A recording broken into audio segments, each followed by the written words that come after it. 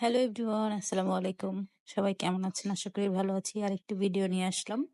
এটা পূর্ণ ওর একটা ফান টাইম ভিডিও। ও হচ্ছে ওর স্কুল থেকে বাবুল্যান্ডের ফ্রি টিকিট পেয়েছিল, তাই আমরা সবাই মিলে বাবুল্যান্ডে চলে গেলাম। ওরে বাবারে বাবা, এত ভিড়, এত মানুষ, মানে পা রাখার জায়গা নেই। এদের নতুন একটা শাখা হয়েছে মোহাম্মদপুরে, তাই আমরা সবাই ভিজিট করতে গিয়েছিলাম যে আসলে কেমন, কারণ আমরা প্রায় ধানমন্ডিতে যাই আমরা রেগুলারই, বাসার কাছে হওয়াতে আমরা সবাই ট্রাই করলাম এটা।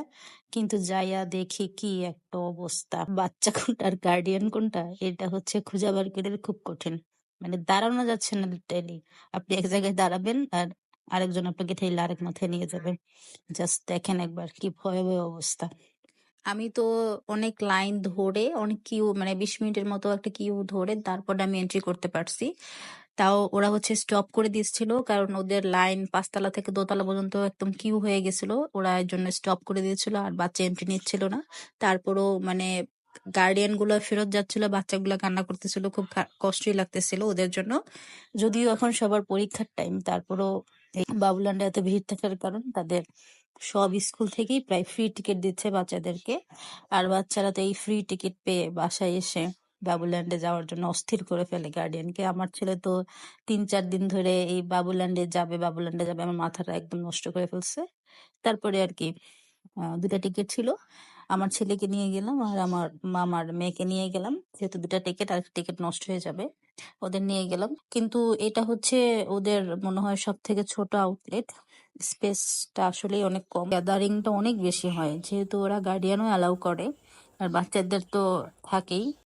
এন্দা গেন্দা পেন্দা মানে যা ছিল বাসায়, মানে সব কাচ্চা গুচ্ছা মানুষজন নিয়ে আসছে। মানে আমি বুঝি না মানুষজন কিভাবে 2 মাসের একটা বাচ্চাকে নিয়ে এসব ভিড় জায়গায় আসে। তারপরে আবার দেখলাম যে বাচ্চাদেরকে প্লে গ্রাউন্ডের ভিতরে দিয়ে মারা হচ্ছে বসে বসে অন্যান্য গার্ডিয়ানদের সাথে গল্প করতেছে, আর এদিক দিয়ে বাচ্চা ব্যথা পাইলো না কি করলো এদের কোনো খবরই নেই।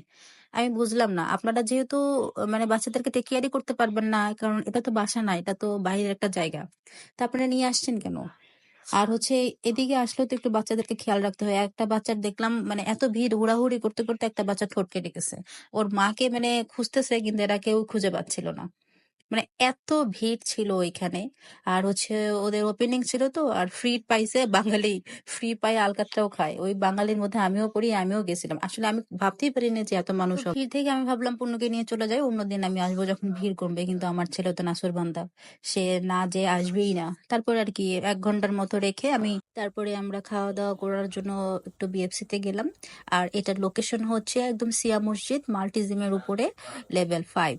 আপনারা যারা যেতে চান, একটু ভিড় যখন থাকবে একটু আপনারা সেভে থাকবেন, বাচ্চাদের সেফটিটা সব। আজকে এই পর্যন্তই, আবারও দেখা হবে, কথা হবে নতুন এক ভিডিওতে। ওকে, টাটা, বাই বাই।